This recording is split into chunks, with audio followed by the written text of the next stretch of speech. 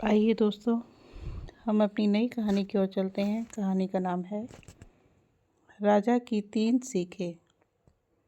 बहुत समय पहले की बात है। सिंधु दक्षिण में किसी प्रतापी राजा का राज्य था। राजा के 3 पुत्र थे। एक दिन राजा के मन में आया कि पुत्रों को कुछ ऐसी शिक्षा दी जाए कि समय आने पर वो राजकाज संभाल सकें। इसी विचार के साथ राजा ने सभी पुत्रों को दरबार में बुलाया और बोला, पुत्रों, हमारे राज्य में नाशपाती का कोई वृक्ष नहीं है। मैं चाहता हूँ तुम सब 4-4 महीने के अंतराल पर इस वृक्ष की तलाश में जाओ और पता लगाओ कि वो कैसा होता है। राजा की आज्ञा पाकर तीनों पुत्र बारी बारी से गए और वापस लौट आए।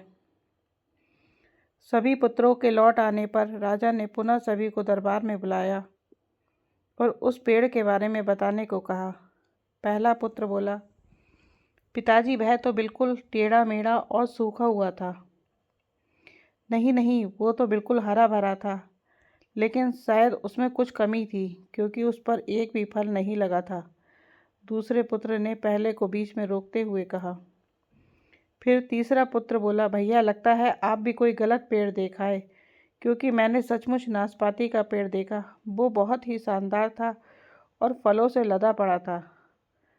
तीनों पुत्र अपनी अपनी बात को लेकर आपस में विवाद करने लगे कि तभी राजा अपने सिंहासन से और उठे और बोले, पुत्रों, तुम्हें आपस में बहस करने की कोई आवश्यकता नहीं। दरअसल तुम तीनों ही वृक्ष का सही वर्णन कर रहे हो।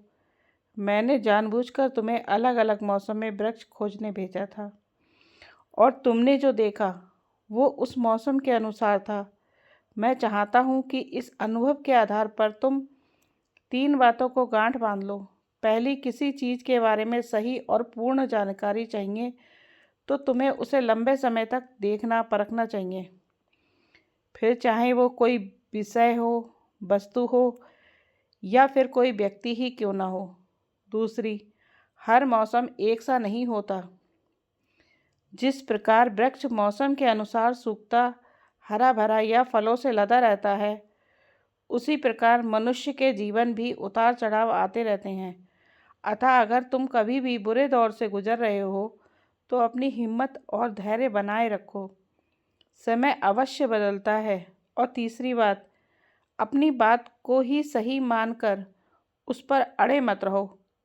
अपना दिमाग खोलो और दूसरों के विचारों को भी जानो। यह संसार ज्ञान से भरा पड़ा है।